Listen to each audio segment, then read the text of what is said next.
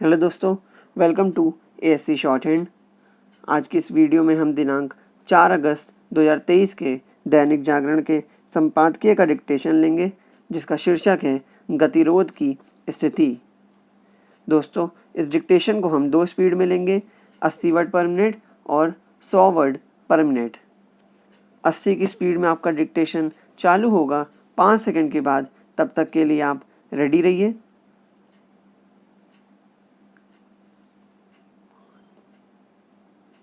Start.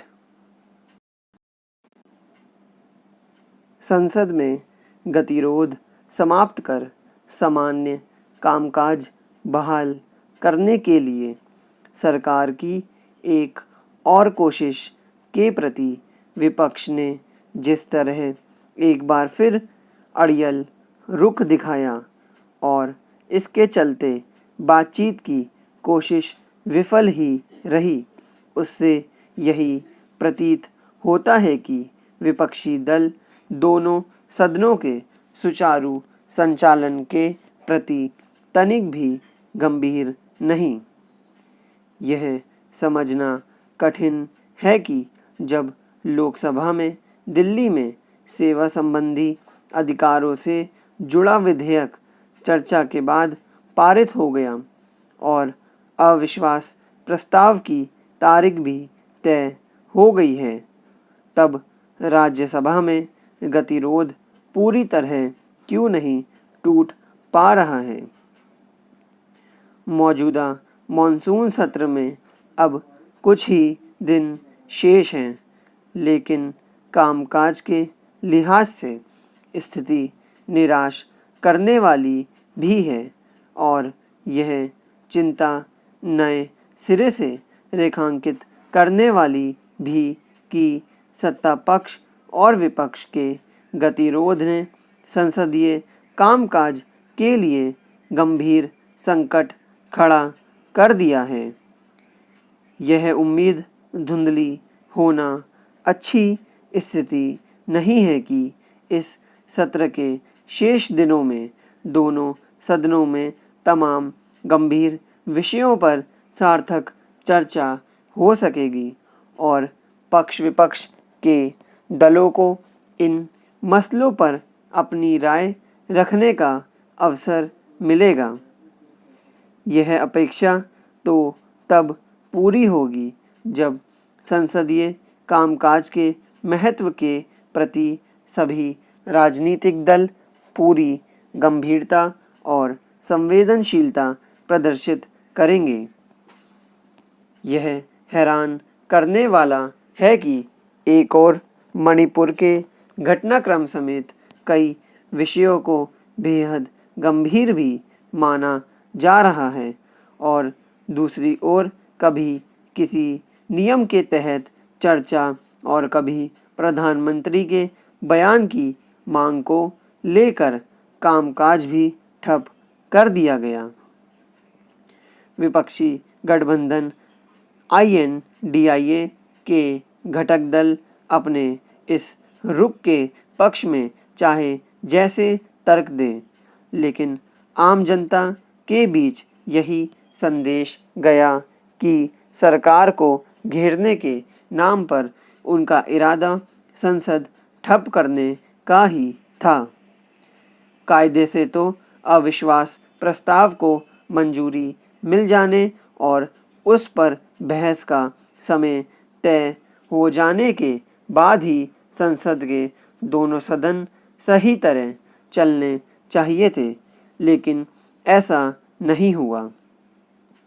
पिछले कुछ समय से जिस तरह से यह देखने को मिल रहा है कि संसद का प्रत्येक सत्र शुरू होते ही विपक्षी दल किसी न किसी मुद्दे पर दोनों सदन ठप कराने के लिए जुट जाते हैं, उसे देखते हुए यह आवश्यक है कि संसदीय कामकाज की व्यवस्था में कुछ ऐसे परिवर्तन सुधार किए जाएं जिससे संसद सही मायने में अपनी भूमिका का निर्वाह करने में अधिक सक्षम बन सके।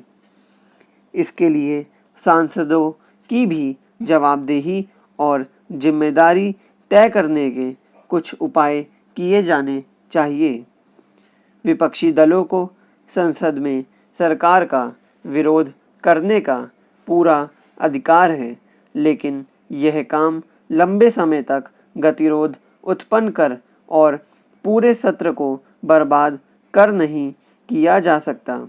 केवल इतना ही पर्याप्त नहीं कि मौजूदा सत्र में कुछ विधेयक प्रस्तुत और पारित किए जा रहे हैं। अधिक आवश्यक यह है कि आम जनता उन पर गंभीरता के साथ विचार विमर्श होते हुए भी देखे। स्टॉप। दोस्तों, इसी डिक्टेशन को अब हम 100 वर्ड पर मिनट की स्पीड से लेंगे और आपका समय चालू होगा 5 सेकंड के बाद। तब तक के लिए आप रेडी रहिए।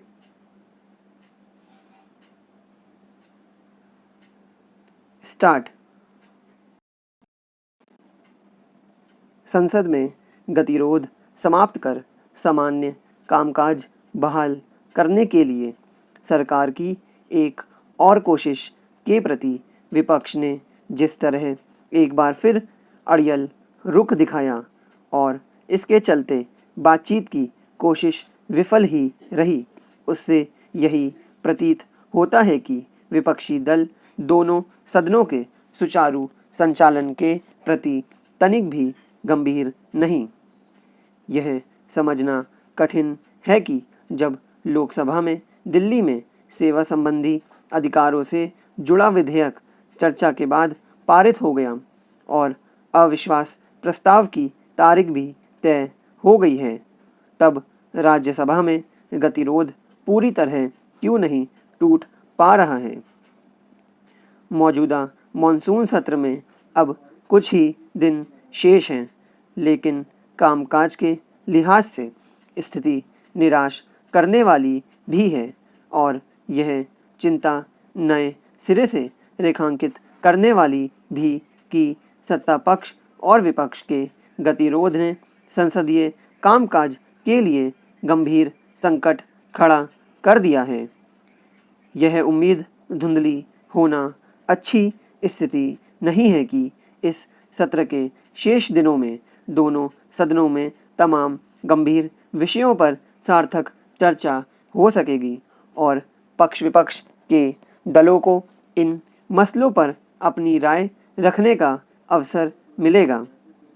यह अपेक्षा तो तब पूरी होगी जब संसदीय कामकाज के महत्व के प्रति सभी राजनीतिक दल पूरी गंभीरता और संवेदनशीलता प्रदर्शित करेंगे। यह हैरान करने वाला है कि एक और मणिपुर के घटनाक्रम समेत कई विषयों को बेहद गंभीर भी माना जा रहा है और दूसरी ओर कभी किसी नियम के तहत चर्चा और कभी प्रधानमंत्री के बयान की मांग को लेकर कामकाज भी ठप कर दिया गया।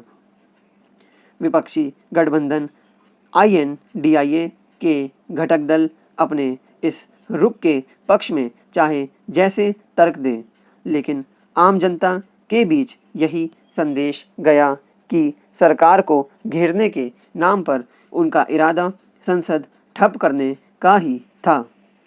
कायदे से तो अविश्वास प्रस्ताव को मंजूरी मिल जाने और उस पर बहस का समय तय हो जाने के बाद ही संसद के दोनों सदन सही तरह चलने चाहिए थे, लेकिन ऐसा नहीं हुआ। पिछले कुछ समय से जिस तरह से यह देखने को मिल रहा है कि संसद का प्रत्येक सत्र शुरू होते ही विपक्षी दल किसी न किसी मुद्दे पर दोनों सदन ठप कराने के लिए जुट जाते हैं, उसे देखते हुए यह आवश्यक है कि संसदीय कामकाज की व्यवस्था में कुछ ऐसे परिवर्तन सुधार किए जाएं जिससे संसद सही मायने में अपनी भूमिका का निर्वाह करने में अधिक सक्षम बन सके। इसके लिए सांसदों की भी जवाबदेही और जिम्मेदारी तय करने के कुछ उपाय किए जाने चाहिए। विपक्षी दलों को संसद में सरकार का विरोध करने का पूरा अधिकार है, लेकिन यह काम लंबे समय तक गतिरोध उत्पन्न कर और पूरे सत्र को बर्बाद कर नहीं किया जा सकता। केवल इतना ही पर्याप्त नहीं कि मौजूदा सत्र में कुछ विधेयक प्रस्तुत और पारित किए जा रहे हैं। अधिक आवश्यक यह है कि आम जनता उन पर गंभीरता के साथ विचार विमर्श होते हुए भी देखे। स्टॉप।